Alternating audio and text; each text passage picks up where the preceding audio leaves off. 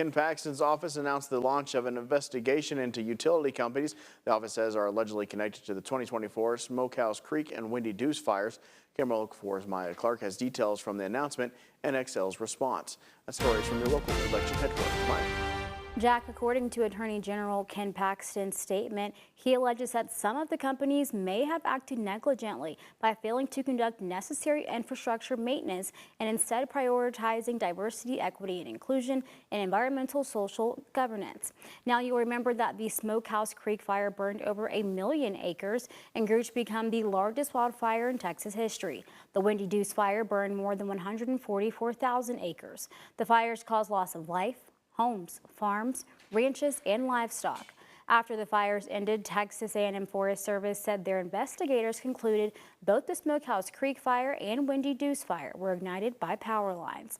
The press release of the announcement said in part, "It is unconscionable that utility companies might have sacrificed infrastructure, maintenance, public safety, and the well-being of our Texas communities for radical ESG and DEI goals," said Attorney General Paxton.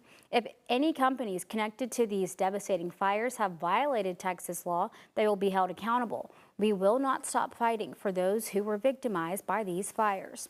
In response to the investigation, an Excel spokesperson says the company will work with the AG's office as it seeks to better understand the cause of the Texas Panhandle wildfires, and that they've actively worked with the state and community leaders to address the wildfires, adding, in part, quote, "Excel Energy also conducted its own review in addition to the investigations by outside organizations.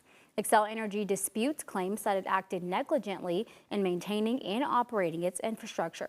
However, we immediately began compensating victims who filed a claim with the company."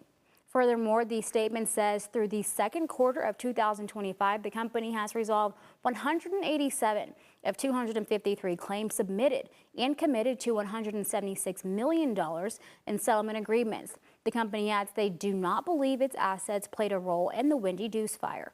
Live in studio, Maya Clark, Camera Local 4 News. Jack. Maya, thank you. Also included in the investigation, according to the AG's office, is Osmosis Utility Services and Southwestern Public Services Company. The Emerald